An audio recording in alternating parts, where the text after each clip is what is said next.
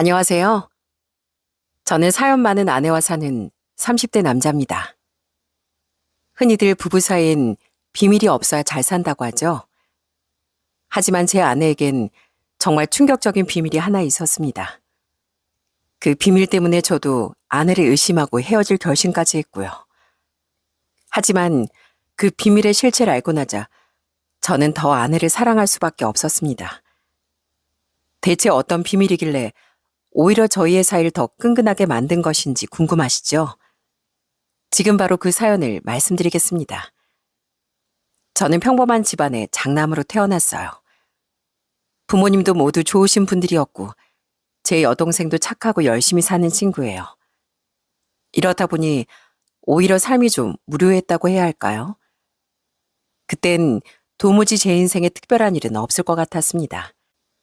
그런데 이렇게 심심하기만 한 제 인생을 영화 드라마보다 더 특별하게 만들어준 사람이 나타났습니다. 그건 바로 제 아내였죠. 제가 아내를 처음 만난 건 친구 아이의 돌잔치였습니다. 제 친구는 결혼을 조금 일찍 한 편이라 친구 중에 제일 먼저 아이를 낳았어요. 그래서 그날 돌잔치엔 다른 친구들도 많이 모여 있었고요. 이야, 얼마 전에 아빠 됐다고 좋아했던 것 같은데 벌써 애가 둘이야? 축하한다. 우린 언제 장가가서 쟤처럼 떡두꺼비 같은 애를 낳나 몰라. 아유, 말도 마. 애 키우느라 정신없어서 어떻게 1년이 지나간 줄도 모르겠다, 야. 친구는 애 키우느라 정신이 하나도 없다며 우는 소리를 했지만 행복한 새 가족의 모습은 그 누구보다 행복해 보였어요. 그 당시 전 아직 결혼에 대해 진지하게 생각하지 못하던 시기였거든요. 그런데 그 낯선 자리에서 아내를 처음 본 순간 한눈에 이 사람이다 싶은 거 있죠? 야, 저기 분홍색 원피스 입고 있는 사람 누구야? 재수 씨 친구야? 누가? 아, 유정 씨? 내 와이프 고향 후배야. 왜? 너 설마 첫눈에 반했냐? 소개해줘? 친구는 제가 아내에게 관심이 있는 걸 눈치챘는지 아주 짓궂은 장난을 치기 시작하더라고요. 갑자기 소개해주겠다며 절 아내 쪽으로 확 밀어버린 거죠. 덕분에 아내와 부딪힌 전 초면에 연신 사과를 해야 했습니다. 죄송합니다. 어디 다친 데는 없으세요? 아, 제가 애 아빠가 돼서 신났는지 자꾸 장난을 치네요. 전 괜찮은데 그쪽이야말로 괜찮으세요? 손에 음식 양념 다 묻으셨어요. 전 너무 당황한 나머지 허둥지둥하다 창피하게도 맨손으로 접시를 짚었고 양손에 고스란히 소스가 묻어버렸습니다. 그 모습이 얼마나 웃겼는지 아내가 순간 웃음을 팍 터뜨리더라고요. 얼굴이 화끈거렸지만 그 웃음소리가 그렇게 예쁠 수가 없더라고요. 이 휴지로 좀 닦으세요. 형부가 워낙 장난기가 심하던데 오늘 잘못 걸리셨네요. 그러게나 말이에요. 아유, 저렇게 철이 없어서 애는 어떻게 키우나 몰라요. 말은 그렇게 했지만 전 속으로 친구에게 100번, 1000번도 넘게 고맙다며 아주 큰 절이라도 올리고 싶더라고요. 그렇게 억지로라도 아내와 마주하게 된 순간이 제 인생에서 가장 특별한 인연의 시작이었으니까요. 그날 돌잔치에서 인연으로 전 아내와 연락처를 주고받게 되었고 몇 번의 만남 끝에 연인 사이가 되었습니다. 결혼 전 대기업 식품개발팀에서 일하고 있었고 아내는 간호조무사였어요. 사람들이 간호사도 아니고 왜 간호조무사에 만족하냐고 하는데 난 지금 내 직업이 좋아. 내 직업도 병원에 꼭 필요한 일이고 나름대로 자긍심도 있거든. 저도 처음엔 공부를 조금 더 해서 간호사가 된 게 낫지 않나 생각한 적도 있습니다. 하지만 결혼을 준비하면서 처가댁의 형편을 듣고 나니 아내가 왜 간호조무사를 선택했는지 알게 되었어요. 처가댁의 형편은 경제적으로 여유가 있는 상황이 아니었고 아내는 대학 진학 대신 빠르게 취업 전선에 뛰어들어 집안의 보탬이 되고자 한 것이었죠. 학비며 생활비를 감당하기 어려운 상황에서 길고 힘든 간호사 가정보단 비교적 짧게 자격을 딸 수 있는 간호조무사가 현실적인 선택이었던 거죠. 그래, 나도 당신 직업이 자랑스럽고 멋지다고 생각해. 누가 당신 직업 가지고 뭐라 하는 사람 있으면 다 데려와. 내가 혼내줄 테니까. 하지만 뜻밖에도 제가 절대 혼낼 수 없는 사람이 아내의 직업에 반감을 품고 있었어요. 그건 바로 제 어머니였습니다. 어머니는 예비 처가의 경제적 상황과 아내의 직업을 들으시고 노발대발하시며 완강하게 결혼을 반대하셨습니다. 내가 너를 어떻게 키웠는데 그런 집안에 장가 가겠다는 거야? 너 명문대 나와서 대기업까지 다니면서 그렇게 계산이 안 서니? 너 정도 조건이면 좋은 안경에서 잘 자란 아가씨들이 줄을 설 텐데 네가 뭐가 아쉬워서 그런 가난한 집안에 겨우 간호조무사 결혼하겠다는 거야? 내 눈에 흙이 들어가도 허락 못한다. 어머니, 제발 그 사람 딱 한 번만 만나보세요. 그럼 생각이 바뀔 거예요. 유정이가 얼마나 착하고 좋은 사람인데요. 오히려 저에게 과분한 여자라고요. 과분? 과분 같은 소리 하고 있네. 그 여자 아버지가 심지어 휠체어까지 탄다며? 엄만 식당에서 서빙이나 하고. 결혼이 애들 장난이야? 결혼은 너희들 좋다고만 되는 게 아니야. 예비 장인어른은 원래 화물차 운전을 하셨는데 빗길에 차 사고가 크게 나는 바람에 휠체어를 타고 계셨습니다. 때문에 생계 책임지셔야 했던 장모님은 식당에서 종일 홀서빙을 하고 계셨고요. 이것 또한 저희 어머니가 결혼을 반대하시는 이유 중 하나였습니다. 어떻게든 제 선에서 어머니를 설득하고 싶었지만 너무나 완강하게 버티시는 바람에 결국 아내도 이 사실을 알게 되었어요. 오빠, 그러면 내가 어머니 만나볼게. 안 만나주시면 만나주실 때까지 기다려야지 뭐. 나 어머님 딱 한 번만 만나뵈면 나에 대해서 오해하고 계시는 부분들 다 설명해 드릴 수 있어. 나도 어머니가 유정이가 어떤 사람인지 아시면 당장 결혼하라며 찬성하실 거 알아. 미안해. 괜히 우리 어머니 때문에 마음고생하게 해서. 내가 무슨 수를 써서라도 어머니 마음 꼭 돌려볼게. 아내도 그렇고 장인 장모님도 정말 좋은 분들이었거든요. 그런데 단지 경제적 상황이 여유롭지 않다는 점만 보고 만나볼 생각조차 안 하시는 게 너무나 속상했습니다. 장인 장모님도 저희 집에서 결혼을 반대하는 걸 아시곤 오히려 제게 미안해하셨어요. 정서방, 우리 때문에 부모님과 사이만 나빠지는 거 아니야? 내가 정말 미안하네. 우리가 사돈 어르신 입장이었어도 이렇게 잘 키운 아들이 가난한 집에 장가 간다고 하면 속상했을 거야. 그러니 자네도 부모님과 싸우지 말고 마음 열어주실 때까지 기다려보게나. 장인 장모님도 속상하셨을 텐데 되려 제 마음을 이해해 주시고 저희 집에서 마음을 여실 때까지 기다려주겠다고 하셨습니다. 아내도 날마다 저희 집에 찾아가 대문 앞에서 어머니가 문을 열어주실 때까지 기다리고 또 기다렸고요. 어머님, 제가 많이 부족한 거 압니다. 하지만 저 정말로 열심히 노력해서 꼭 어머니 마음에 드는 며느리가 될게요. 그러니까 저 딱 한 번만 만나주시면 안 될까요? 하지만 어머니도 문도 열지 않으시고 인터폰으로만 매섭게 소리치셨습니다. 내가 처가댁 사정 어려운 건 이해한다 쳐도 아무리 생각을 해봐도 내 아들과 비교해서 네 직업이 너무 하찮은 거 아니니? 우리 아들이 자그마치 대기업 정직원인데 간호조무사가 뭐야, 조무사가. 진짜 간호사면 내가 이렇게까지 하겠어? 어머님, 이 직업도 제겐 소중하고 자랑스러운 직업이에요. 간호사보다 하찮은 게 아니라 다른 방식으로 사람을 돕는 중요한 일이에요. 그리고 저에게 이 일은 단순히 돈 버는 수단이 아니라 매일 누군가의 건강을 돌봐준다는 책임감을 느끼고 있고요. 저는 제 일이 세상에서 가장 보람차다고 생각하고 있어요.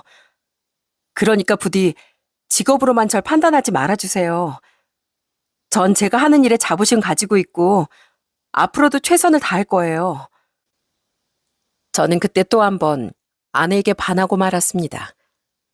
자기 일에 대한 열정과 자부심이 너무나 멋져 보였거든요.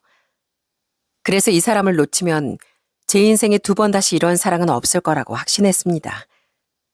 결국 전 단식 투쟁을 불사하며 어머니 앞에서 눈물까지 보였어요. 어머니, 저 그 사람 없으면 더는 살 이유가 없어요. 제가 이렇게까지 그 사람을 원하는데 정말 끝까지 반대하셔야겠어요? 어이구, 이 한심한 놈아. 그 여자가 대체 뭐라고? 다 큰 녀석이 엄마 앞에서 눈물까지 보여. 내가 아들을 잘못 키웠다. 한참을 잘못 키웠어. 전 자그마치 열흘이나 단식 투쟁을 하며 이 결혼 못하면 죽는다고 나자빠졌고 옛말에 자식 이기는 부모 없다고 어머니도 결국 두 손을 들고 말았습니다. 그래, 결혼해라, 해. 그렇게까지 그 애 아니면 안 되겠다는데 이러다 아들 잡을까 무서워서 안 되겠다. 그렇게 저흰 정말 어렵사리 결혼에 꼴이 날 수 있었답니다. 결혼하고 나서도 혹시나 어머니가 시집살이 시키는 건 아닌지 걱정이 많았어요. 물론 신혼 초엔 아내를 볼 때마다 땅이 꺼지라고 한숨을 쉬고 이리저리 째려보기만 하셨습니다. 하지만 시간이 조금 지나자 어머니도 아내의 매력에 퐁당 빠질 수밖에 없었죠. 우선 제 아내는 주변 모든 사람에게 성격 좋기로 인정받는 사람이었어요. 어느 날은 제 여동생이 아내와 점심을 먹고 오더니 어머니께 새언니가 너무 좋다며 그렇게나 칭찬을 하더라고요. 엄마, 나 오늘 점심에 새언니랑 처음으로 둘이 점심 먹고 왔잖아. 근데 새언니가 내 고민도 다 들어주고 나 기분 풀라고 내가 좋아하는 식당까지 다 예약해 둔 거 있지? 그리고 이거 보여? 이거 새언니가 직접 만든 수제비누인데 기분 전환에 좋은 향이래. 여기 엄마 것도 있어. 아휴, 넌 시누이가 돼서 너무 물은 거 아니냐? 원래 때리는 시어머니보다 말리는 시누이가 더 무섭다는데 너도 벌써 개편이 다 됐구나? 당연하지. 새언니가 이렇게 착하고 좋은 사람인데 굳이 뭐 안 좋게 지낼 필요 있나? 엄마도 고집 그만 부리고 마음 달리 먹어봐. 새언니 같은 며느리 또 없다? 아니나 다를까 그로부터 며칠 뒤 어머니가 완전히 아내 편이 될 수밖에 없는 일이 벌어졌습니다. 저희 어머니가 등산을 굉장히 좋아하셔서 종종 혼자서도 등산하러 다니셨거든요. 그런데 그날은 아내가 어머니를 따라가겠다며 짐가방을 싸들고 나섰습니다. 등산도 안 해본 애가 어딜 따라오겠다고 난리야. 너 산 중턱에서 힘들다고 투정 부려도 난 모른다. 네, 어머님. 저 이래봬도 체력 하나는 자신 있어요. 제가 도시락이랑 얼음물까지 다 준비했거든요. 그러니까 저도 데려가 주세요. 네? 아내는 어머니를 조르고 졸라 결국 같이 등산에 나섰습니다. 전 아직 어색한 두 사람이 잘 다녀올 수 있을지 조금 걱정이었어요. 그런데 한참이 지나 집에 돌아온 두 사람을 보고 그만 기절초풍하는 줄 알았습니다. 아내는 땀범벅이 되어 숨을 헐떡거리고 있었고 어머닌 그런 아내 등에 매달려서 식은 땀을 뻘뻘 흘리고 계셨거든요. 아니 대체 무슨 일이에요? 둘 다 동네 뒷산을 간 게 아니고 어디 멧돼지에게 쫓기기라도 한 거예요? 말도 마라. 나 오늘 우리 새아가 아니었으면 산에서 딱 조난당할 뻔했지 뭐냐. 우리 새아가가 날 살렸다. 사연을 들어보니까 이러했습니다. 등산 초반의 아내는 어머니 걱정처럼 쫄래쫄래 어머니 뒤를 따르다 먼저 지쳐서 한참이나 멀리 떨어져 쫓아오고 있었대요. 어머닌 그런 아내를 골려주고 싶어 저만치 앞질러 걷고 계셨고요. 그러다 페이스를 조절 못하고 서두르게 되었고 그러다 돌부리에 다리가 걸려 넘어지셨답니다. 아낸 저 멀리 떨어져 있었고 접질린 다리는 퉁퉁 부어서 어머니 순간 겁이 나셨나 봐요. 이러다 아내가 어머님을 두고 다른 데로 가버리면 어쩌나 싶으셨대요. 어머니 핸드폰도 아내 가방 속에 들어있었고요. 그렇게 한참을 무서움에 떨며 아내가 나타나기만을 기다리고 있는데 그때 저 멀리서 헉헉거리며 끝까지 어머니를 뒤따라오는 아내가 보였답니다. 나 같았으면 내가 그렇게 앞질러 간 걸 알고 밑에서 기다리거나 등산을 포기하거나 했을 거야. 근데 유정이 얜 끝까지 날 찾아서 산에 올라온 거 있지? 그러다 넘어져 있는 날 보곤 어머님하고 소리 지르더니 급기야 날 등에 업고 가려는 거야. 어머님 다리가 이렇게 부어있는데 제가 당연히 업어야죠. 아내는 어머니를 업으려고 했지만 체력이 딸려서 결국 서로 어깨동무라고 힘들게 산에서 내려온 거였습니다. 어머니는 이때 일에 크게 감동하셨는지 그 뒤로 몇 년 동안 누굴 만날 때마다 아내 자랑을 그렇게나 자주 하시더라고요. 아니 우리 며느리가 몸도 그렇게 말랐으면서 날 얻고 글쎄 하산할 생각을 하더라니까. 효부가 따로 없지 정말. 애교 많고 정 많은 제 아내는 이것 말고도 여러 번 제 부모님을 감동시켰답니다. 제 아버지 환갑 땐 환갑떡까지 다 준비해 아버지가 자주 다니시는 스크린 골프장에 쭉 돌리면서 깜짝 이벤트를 해드렸어요. 아버지는 물론 동네 어르신들까지 깜짝 놀라며 며느리 잘 뒀다고 칭찬하셨고요. 또 한 번은 어머니가 친구분들끼리 여행을 가신다길래 예쁜 손수건을 색깔별로 맞춰 어머니와 친구분들께 선물하더라고요. 덕분에 어머님이 찍어오신 단체 사진마다 아내가 드린 손수건을 맞춰서 목에 두른 독수리 오자매를 남길 수 있게 되었고요. 이 모든 게 결혼 3년 동안 이뤄진 일들이니 제 아내 정말 부지런하고 세심하죠. 우리 며느리가 최고다, 최고야. 미워할래야 미워할 수가 없다니까. 자식들 다 필요 없어. 시부모 마음 알아주는 며느리가 최고지. 어느새 제 아내는 부모님께 최고로 사랑받는 누가 뭐래도 인정받는 며느리가 되었답니다. 저희 부부는 결혼 2년 차에 건강한 아들도 낳았는데요. 양가 부모님께서 어찌나 좋아하시던지 효도가 다른 게 아니고 저희가 잘 사는 모습을 보여드리는 게 진짜 효도구나 싶더라고요. 아이고, 요놈 벌써 힘센 거 봐라. 우리 손주가 아주 천하장사네. 어디서 이렇게 예쁜 녀석이 왔을꼬. 누굴 닮아 이렇게 예쁜가?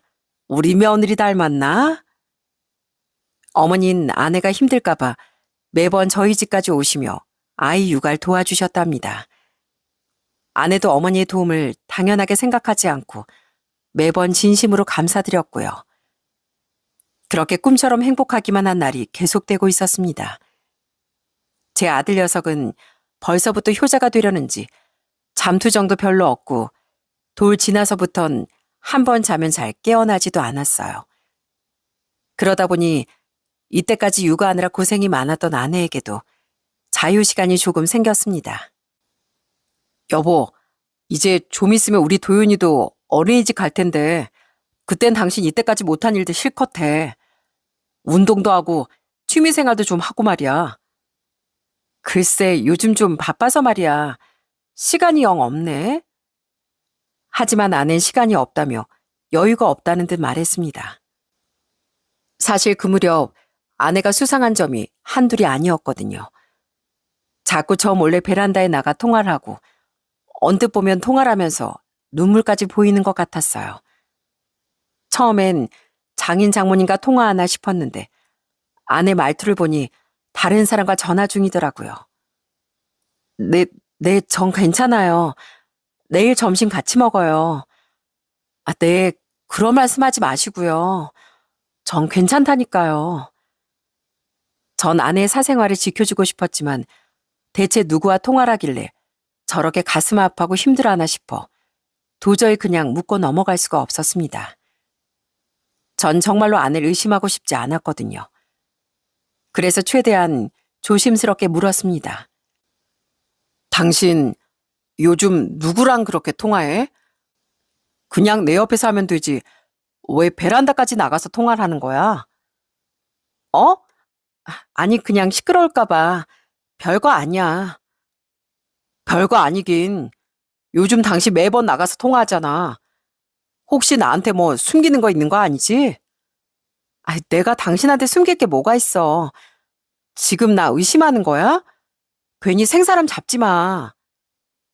하지만 그런 아내의 태도가 더 큰 의심을 불러일으켰습니다. 어느 날부터 아내는 마트에 갔다 오겠다며 집을 나서면 5시간이 넘게 돌아오질 않았어요. 그렇게 오랜 시간 장을 봤으면서 정작 사가지고 돌아오는 건 두부 한 모, 우유 한 팩 정도였고요. 여보, 마트 다녀오겠다더니 전화도 안 받고 대체 뭘 하길래 이렇게 오래 걸렸어? 아, 그게 근처에 일이 좀 있어서 볼일 좀 보고 왔어. 그리고 살 게 많기도 했고 집 앞에 마트엔 찾는 게 없어서 좀 멀리 있는 데 갔다 왔거든. 지금 그 말을 믿으라고? 당신 꼴랑 두부 한모 사왔으면서 동네 마트에 얻기 뭐가 없어. 제가 이렇게 캐물으면 아는 아무튼 그런 일이 있다며 말을 얼버무리곤 했습니다.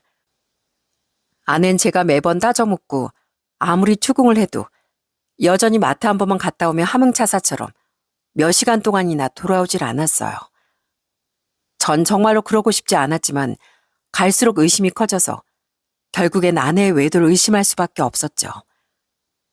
아내는 여전히 좋은 아내이자 좋은 엄마, 좋은 며느리였지만 수상한 행동이 계속되다 보니 슬슬 저까지 미쳐가는 것 같았고요.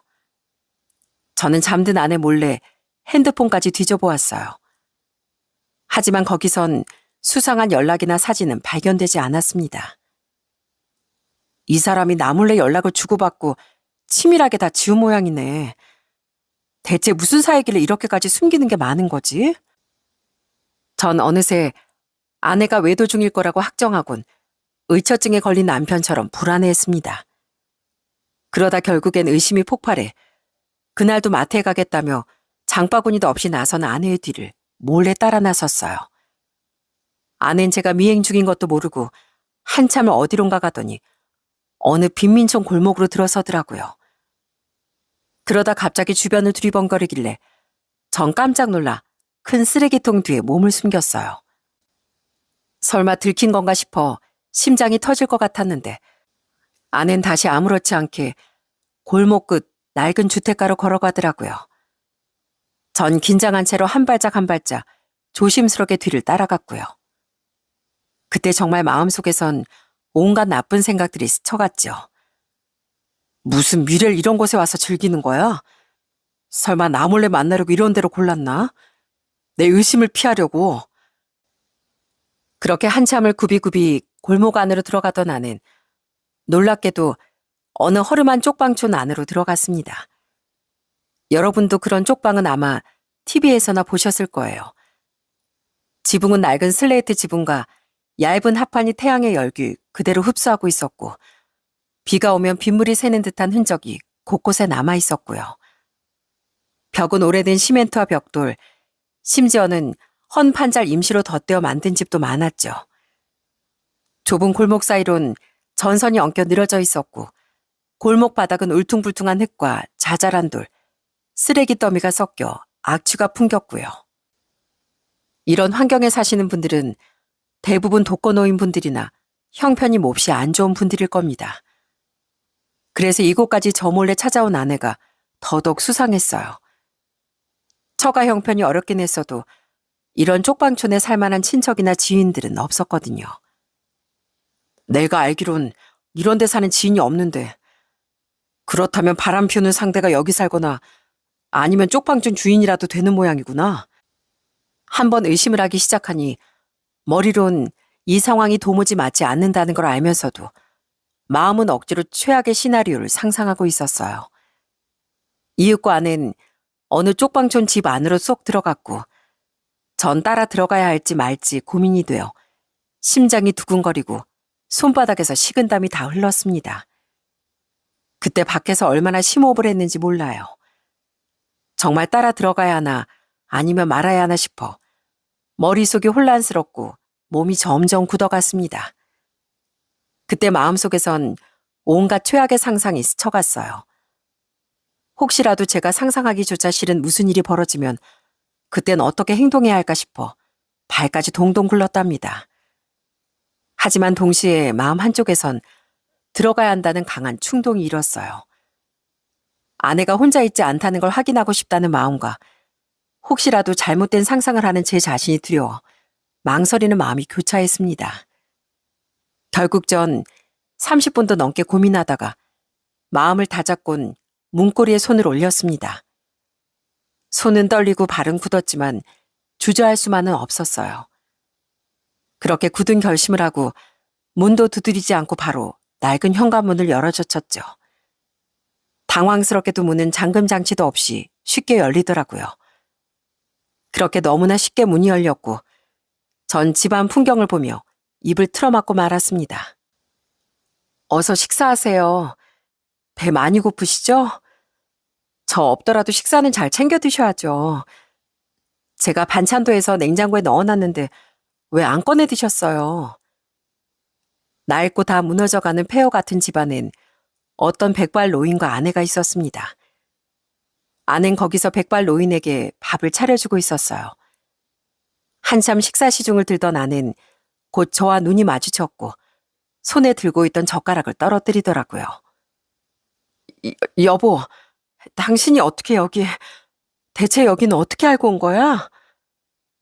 당신 대체 뭐야? 당신이 왜 여기서 밥을 차리고 있어? 이제 다 알았으니까 제발 속 시원하게 말 좀 해봐. 이 어르신은 또 누군데? 아내 몹시 당황한 듯 손톱까지 물어뜯으며 제 눈치를 보고 있었고 백발 노인은 들고 있던 숟가락을 내려놓곤 땅만 바라보고 계셨습니다. 저는 덜덜 떠는 아내를 계속 추궁했어요. 말해보라고. 당신 마트만 갔다 하면 몇 시간이고 집에 올 생각을 안 하길래 내가 여기까지 따라온 거야. 내가 솔직히 당신이 너무 수상해서 뒤 좀 밟았다고. 그러니까 나한테 이게 무슨 상황인지 당장 설명해.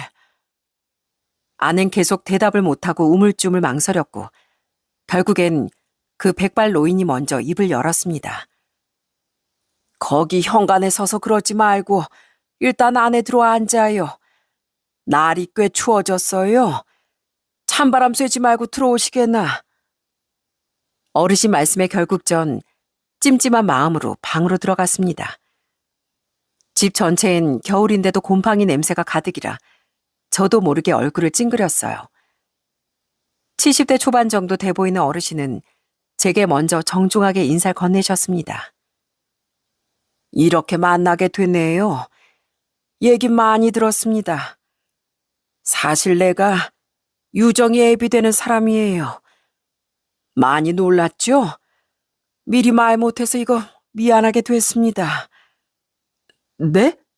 그게 무슨 말씀이세요? 저희 장인어른은 분명 따로 계신데요. 그러자 어르신은 따뜻한 눈빛으로 아내를 바라봤습니다. 아내는 어르신이 무슨 말씀을 하실 줄 알겠다는 듯 이내 펑펑 울기 시작했어요. 전 그저 당황스러워서 우는 아내를 달래지도 못했습니다. 내가 지은 죄가 너무 많아서 내 존재를 먼저 말할 수가 없었어요. 유정이하고도 오랜 시간 연락이 끊어졌다가 하나밖에 없는 내 딸이 너무 보고 싶어서 염치불구하고 내가 먼저 연락했습니다. 내가 살아생전 우리 딸 얼굴 한 번이라도 꼭 보고 싶어서요. 그런데 착한 우리 딸이 이렇게 아빠를 만나러 와주고 날 보살펴 주기까지 하네요. 전 이게 대체 무슨 말씀이신지 쉽게 받아들일 수가 없더라고요. 처가인 분명 장인어른이 계셨고 아내하고 사이도 여느 부녀 사이처럼 다정했거든요. 장인어른이 휠체어를 타시긴 했지만 늘 따뜻하게 가족들을 챙기시고 아내도 장인어른을 잘 따르고 있었고요. 그런데 지금 눈앞의 어르신은 본인이 아내의 친부라고 말하고 있었어요. 여보, 그동안 말하지 못해서 미안해. 여기 이분이 내 친아버지가 맞아. 사실 우리 부모님 내가 14살 때 이혼하셨거든. 엄만 그러다 내가 고등학교 때 지금의 새아버지와 재혼하신 거고. 다 내 잘못이요. 내가 죄인이라 우리 딸이 아직까지도 이렇게 마음고생을 하는 중이니 내가 무슨 면목이 있어서 사위 앞에 당당하게 나타날 수가 있었겠소. 그러면서 아내의 친부는 장모님과 이혼하고 평생 아내 얼굴을 볼 수 없었던 충격적인 사연을 말해주더라고요. 이혼하기 전 처가댁은 더할 나위 없이 행복한 집이었대요. 아내의 친부는 너무나 자상하고 좋은 아빠, 좋은 남편이었고 아내도 당연히 그런 친부를 잘 따랐답니다. 비록 엄마 날 떠나시긴 했지만 우리 아빠는 정말 좋은 분이셨어. 자식이라고 나 하나뿐이어서 엄마 아빠 모두 나만 바라보고 사셨거든. 아낸 그러면서 친부가 얼마나 듬직한 아빠였는지 눈물겨운 눈으로 털어놨습니다. 아내가 중학교에 입학한 지 얼마 안 됐을 무렵 원래 어울려 다니던 친구와 떨어져 사는 곳과 먼 중학교로 배정을 받게 되었대요. 아낸 친구들과 친해지지 못해 혼자 점심을 먹게 되었는데 친아버지가 그 소식을 들으시곤 아내에게 새 친구가 생길 때까지 무려 3개월 동안 매일 학교로 도시락을 싸들고 와서 아내와 점심을 같이 드시기도 하셨답니다. 또 한 번은 집에 강도가 든 적이 있는데 안방에서 자고 있던 장모님과 아내가 놀랄까봐 작은 소리조차 내지 않고 혼자 맨몸으로 강도와 싸운 적도 있으시고요. 아내에게 친부는 언제나 듬직하고 항상 기댈 수 있는 튼튼한 나무였던 거죠. 대체 그렇게 잘 지내셨으면서 왜 장모님과 아내를 떠나신 거예요? 대체 무슨 잘못을 저지르셨길래 제겐 존재마저 숨기신 거고요? 내 입으로 말하기도 정말 수치스럽습니다. 사실 내가 다른 여자에게 마음을 주고 말았어요. 외도를 한 거죠. 난 정말로 아내와 딸을 사랑했지만 그땐 악마에게 영혼이라도 뺏긴 듯 다른 여자에게 완전히 홀리고 말았어요. 난 아내에게 이혼을 강요하고 곧바로 집을 나와버렸고요. 그리고 이혼하고 얼마 지나지 않아 덜컥 재혼까지 해버렸네요. 그렇게나 좋은 아버지였다는 어르신은 다른 여자에게 홀려 바람을 피우셨고 장모님과 아내는 멀쩡한 남편 아빠일 일은 그야말로 낙동강 오리알 신세가 되어버린 겁니다. 아빠가 그렇게 떠나고 나도 한동안 배신감이 너무 커서 다시는 아빠를 만나지 않으려고 했어. 그때 아빠가 너무 밉고 원망스러웠거든. 나와 엄마를 버리고 갔으면서 그런 모습으로 돌아올 줄은 상상도 못했으니까. 미안하다, 유정아. 정말 미안하다. 친부가 떠나고 힘들게 아내를 키우던 장모님은 다행히 지금의 장인어른을 만나 재혼하게 되셨고 다시 행복한 가정을 꾸릴 수 있었답니다. 아는 장모님께 말은 안 했지만 자라는 내내 마음속으로 친부를 원망하고 또 원망했대요. 하지만 새아버지가 너무 좋으셨고 장모님도 행복해 하시는 걸 아니까 아무에게 내색하지 못하고 혼자 그 마음을 사귀고 있던 거죠. 울지 마요, 아빠. 아무튼 나도 평생 아빠를 만날 일이 없을 줄 알았어. 근데 몇 달 전에 갑자기 모르는 번호로 연락이 왔어. 목소리를 듣자마자 아빠인 걸 알고 끊으려고 했는데 아빠가 내게 말씀도 못하실 만큼 울고 계셨어. 내가 너무 보고 싶다면서. 사실은 말기암에 걸려서 살 날이 얼마 남지 않았다면서. 너무나 애석하게도 뒤늦게 연락이 온 아내의 친부는 이미 손쓸 수 없을 정도로 전신에 암세포가 퍼져 있었답니다. 장모님과 아내를 버리고 선택했던 여잔 이미 오래전에 어르신의 재산을 다 가로채 떠나버렸고 어르신께 남은 건 언제 쓰러질지 모르는 병든 몸뿐이었습니다. 아빤 모든 치료를 포기하시고 여기 쪽방에서 혼자 지내고 계셨어. 내가 아무리 병원에 가자고 화를 내도 눈물로 부탁드려도 계속 고집이셔. 난 마지막으로 내 딸 얼굴을 보고 이렇게 마주 앉아 밥 한 끼 먹은 거로도 충분하다. 나 같은 죄인이 치료는 무슨 치료야. 난 계속 참회해야 돼. 이게 다 내가 뿌린 죄악의 씨앗이니까. 아내의 친부는 이미 호스피스에 들어가고도 남을 몸 상태였지만 모든 걸 거부하고 그저 세상을 떠날 날만 기다리고 계신 모양이었습니다. 친아버지 원망하는 마음이 컸지만 어릴 적 그토록 사랑했던 아버지의 모습을 기억하고 있던 아내는 결국 친부를 용서했고 그때부터 자주 여기 쪽방촌에 들려 식사를 챙겨드리고 있던 거죠. 전 그것도 모르고 아내를 의심만 하고 있었네요. 전 아내 앞에 바로 무릎을 꿇었습니다. 여보, 당신을 의심해서 정말 미안해. 당신같이 착한 사람 마음을 의심한 내가 너무 부끄러워. 아니야. 내가 당신한테 뭐 하나 속 시원하게 말해주지 못했잖아. 내가 미안해. 그동안 많이 답답하고 화가 났지? 지금 새아버지도 계시니까 더더욱 말 못했어. 미안. 아낸 이번에도 속 좁은 절 따뜻하게 감싸 안아주었습니다. 아내에게 진심으로 용서를 구한 전 이번엔 장인어른의 손을 꼭 잡아드렸어요. 그 손이 너무 마르고 거칠어서 제 마음마저 아파왔습니다.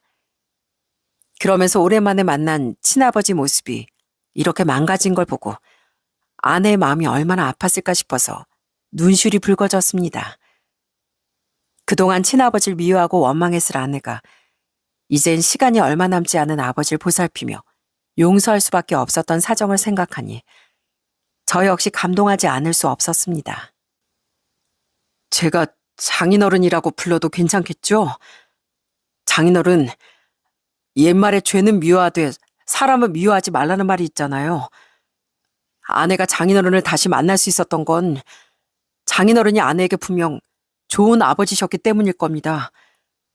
그 기억이 다시 아내를 장인어른 곁으로 오게 한 걸 거예요. 그럼요, 아버지.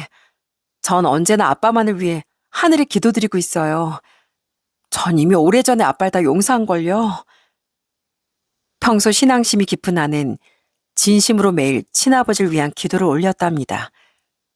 부디 아버지가 아버지 스스로를 용서하시길, 죄책감보단 남은 시간 동안 편안하게 마음을 놓으시길 바라는 마음에서였을 거예요. 그래서 치료도 거부하시는 친아버지를 돌보고 매 끼니 밥을 차리고 혹시 날이 추워지는데 건강이라도 더 상하게 될까봐 매번 들여다봤겠죠. 우리 착한 딸, 고맙다. 못난 이 아버지를 용서해줘서 내가 우리 유정이에게 너무나 큰 상처를 줬는데 그런데도 날 용서해줬어요. 내가 더 좋은 아빠가 될 수 있었는데 우리 딸은 매번 내가 좋은 아빠가 될 기회를 줬는데 내가 그러지 못했어요. 그래서 이렇게 천벌을 받나 봅니다. 장인어른 울지 마세요. 지난 일이 이미 모두 저희 손을 떠났잖아요. 이제 앞으로 유정이와 저에게 효도받으시면서 건강하게만 계셔주세요. 그날 이후로 저도 아내와 함께 자주 장인어른 댁을 찾았습니다. 날이 갈수록 추워지길래 보일러도 수리해드리고 거동이 조금 불편하신 것 같아 제가 목욕도 도와드렸어요. 아무래도 딸인 아내보다 사이가 더 편하실 것 같았거든요. 장인어른, 시원하세요? 그동안 등 밀어줄 사람도 없어서 답답하셨죠? 저랑 이렇게 자주 사우나도 오고 나중에 건강해지시면 막걸리도 드시러 가셔야죠. 고맙네. 우리 딸도 최고지만 우리 사이가 있어서 내가 마음이 한결 가벼워졌어. 지금처럼만 우리 딸 잘 부탁하네. 전 친아들처럼 장인어른의 말동무도 해드리고 가끔 답답해하시면 제가 업어서라도 동네 산책도 함께 했습니다. 그러다 얼마 지나지 않아 장인어른의 상태가 더 안 좋아지셔서 저는 장인어른을 저희 집으로 모셨어요. 끝까지 병원 가는 건 거부하셨거든요. 전 거실에 푹신하게 이불을 깔고 장인어른을 눕혀드렸습니다. 그리고 그 옆에 누웠어요. 장인어른, 오늘 유정이하고 제 곁에서 주무시는 거 괜찮으시죠? 저 잠버릇 고약하다고 막 싫어하시면 안 돼요. 아유, 싫어하긴. 딸하고 사이가 이렇게 호강시켜주니 도리어 감사하지. 이렇게 곁에 있어주니 아주 마음이 놓이네. 오늘은 정말 잠이 잘 올 것 같아. 장인어른은 정말 편안하고 행복한 얼굴로 이내 잠이 드셨습니다. 전 그런 장인어른의 마른 손을 꼭 붙잡았어요. 남은 시간이 길지 않다는 건 알지만 부디 그 시간 동안 오래오래 아내와 제 곁에 계셔주길 간절히 기도했습니다. 그렇게 장인어른은 저희 집에 머문 지 사흘째 되던 아침 행복한 미소를 지으시며 홀로 먼 길을 떠나셨습니다. 제가 장인어른을 만나 뵌 지 딱 32일째 되는 날이었어요. 전 아직도 그 날짜를 정확하게 기억합니다. 아낸 고통 없이 잠든 장인어른께 다정하게 마지막 인사를 전했습니다. 아빠, 부디 거기선 아무 죄책감 없이 아프지 말고 행복하게만 지내세요. 전 오래오래 아빠가 사랑했던 가족들 곁에 머물다 갈게요. 그때 또다시 만나요. 사랑해요, 아빠. 잘 가요. 저흰 그렇게 눈물로 장인어른의 장례식을 치러드렸답니다. 이 소식을 장모님께 어떻게 말씀드려야 할진 고민이 많았어요. 장모님께는 장인어른이 아직도 고통스러운 기억일지도 모르니까요. 그러다 아내가 결단을 내렸습니다. 아무래도 엄마에게도 말씀드려야 할 것 같아. 아버진 끝까지 엄마 나에게 사과하고 싶어 하셨어. 난 아빠에게 사과를 받았지만 엄만 그러지 못하셨잖아. 이제라도 엄마 아빠 두 분 마음의 짐을 덜어드리는 게 맞는 것 같아. 저는 그 순간 아내가 정말로 어른스럽고 존경스러웠습니다. 저라면 쉽게 그런 결단을 내리지 못했을 거예요. 어쩌면 용기가 안 났다고 해야 할까요? 아내는 결국 장모님께 장인어른을 만나게 된 모든 사연을 말씀드리고 장례식장 주소를 알려드렸습니다. 빈소에 방문하는 건 어디까지나 장모님의 선택이니까요. 실제로 장모님은 둘째 날 오후까지 나타나지 않으셨어요. 여보, 아무래도 엄마가 안 오실 건가 봐. 역시 엄마에겐 아직 너무 아픈 상처겠지?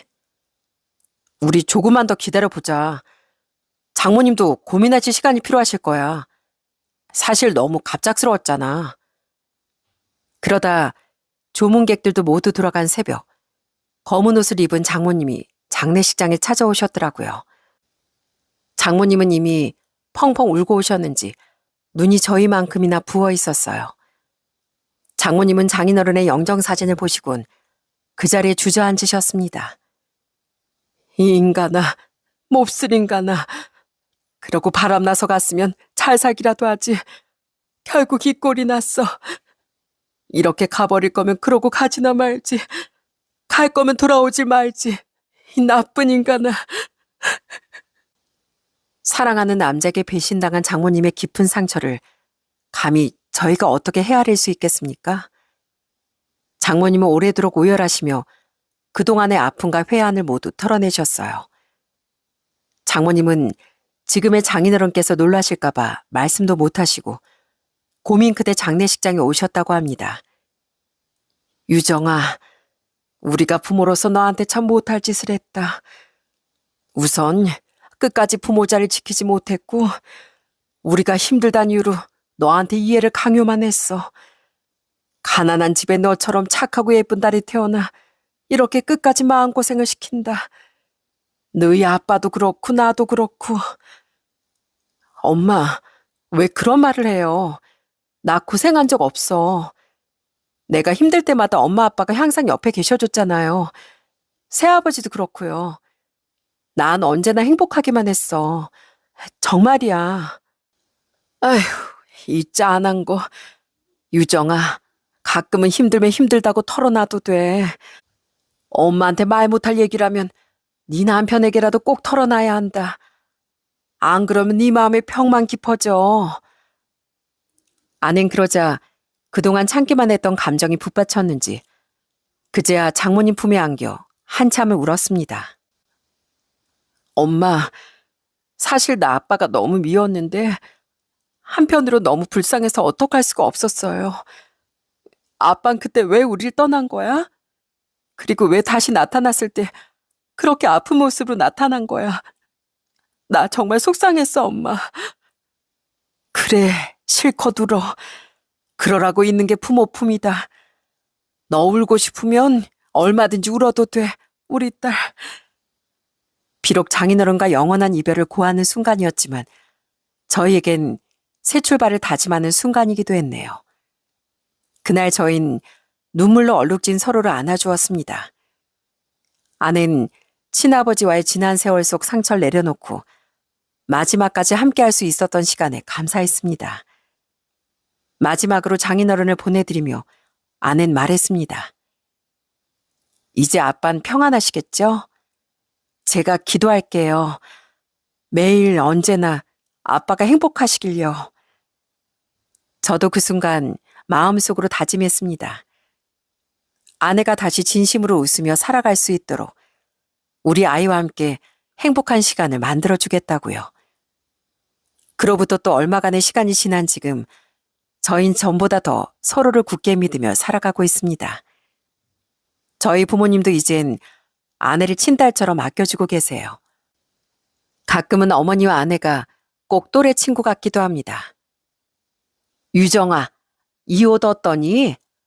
나 결혼식 갈 일이 있었는데 요즘 살이 좀 쪄서 입을 옷이 하나도 없다. 우리 그러지 말고 쇼핑 갈래? 어머님, 얼마 전에도 이만큼 사셨잖아요. 그러지 말고 지금 있는 옷으로 코디 좀 해보자고요. 어머님은 다리가 예쁘시니까, 이 치마는 어떠세요? 지금 입고 계신 자켓은 상체가 좀 부해 보이는데 이 옷이 낫겠어요. 진짜? 이 치마가 낫겠어? 우리 며느리 안목인데 믿어야지. 이거 입고 나갔는데 예쁘다는 소리 안 들으면 너 데리고 쇼핑 10번 갈 거야. 각오해 너. 가끔은 둘이 친구인지 고부 사이인지 헷갈릴 때가 있을 정도랍니다.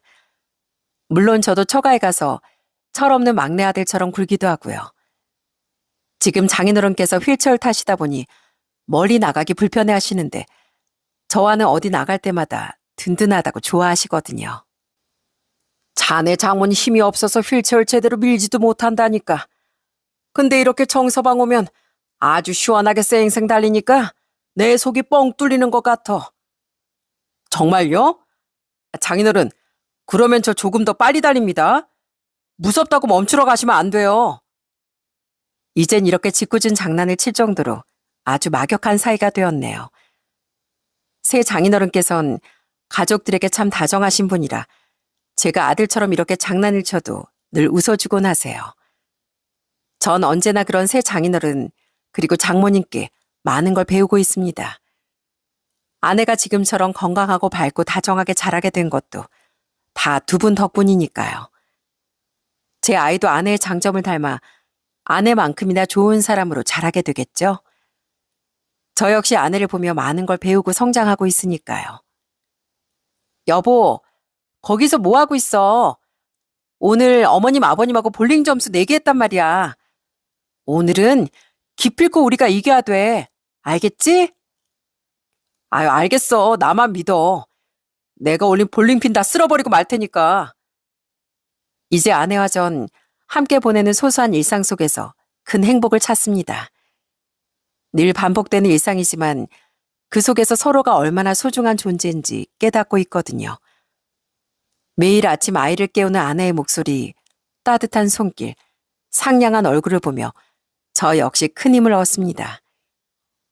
주말에 온 가족이 손을 맞잡고 공원을 산책할 때 가끔은 서로의 어깨를 맞대고 아무 말 없이 걷는 순간까지 그런 작은 시간 하나하나가 저에겐 큰 행복이랍니다. 아낸 과거에 큰 상처와 아픔이 있었지만 그걸 미움이나 원망으로 남기지 않고 사랑으로 감싸 안았습니다. 친아버지 만나고 지치고 초라한 모습을 봤을 때도 아는 먼저 용서할 줄 아는 존경스러운 사람이거든요. 전 이렇게 매일 아내를 겪을수록 점점 더 아내를 더 깊이 이해하고 더 사랑하게 되는 것 같아요. 비록 아내를 오해한 날도 있었지만 이 오해가 풀리고 나자 서로를 더욱 믿고 의지하게 된 것 같네요. 앞으로는 작은 오해나 불안도 솔직하게 이야기하고 혼자 의심의 싹을 키우지 않으려고요. 아낸 가끔 절 바라보며 같이 있어서 행복하다고 말하지만 사실 제게 더 큰 힘이 되는 건 그냥 김유정이라는 사람이 제 곁에 있다는 자체입니다. 앞으로 살다 보면 또 울고 상처받는 날이 오기도 하겠지만 그 모든 시간이 저를 더욱 단단하게 만들어줄 걸 믿습니다. 아내를 만난 건 제 인생에서 가장 큰 행운이고 앞으로도 전 아내가 행복할 수 있도록 우리 가족이 더 단단해질 수 있도록 하루하루 최선을 다하며 살아갈 거니까요. 마지막으로 하늘에 계신 장인어른, 지금은 마음 편안하게 잘 지내고 계시겠죠? 저희도 너무나 잘 지내고 있습니다. 이제 아무도 장인어른을 원망하지 않아요. 그러니까 부디 마음 내려놓으시고 즐겁게 지내시다가 먼 훗날 다시 만나길 바라고 있겠습니다. 삶은 언제나 완벽하지 않지만 사랑하는 사람과 함께라면 어떤 어려움도 버틸 수 있다는 걸 저는 매일 아내에게 배우고 있답니다. 장인어른께서도 저희를 믿고 지켜봐 주실 거라 믿으며 저흰 오늘도 그리고 내일도 행복하게 잘 살아가겠습니다. 사연 들어주셔서 정말 감사합니다.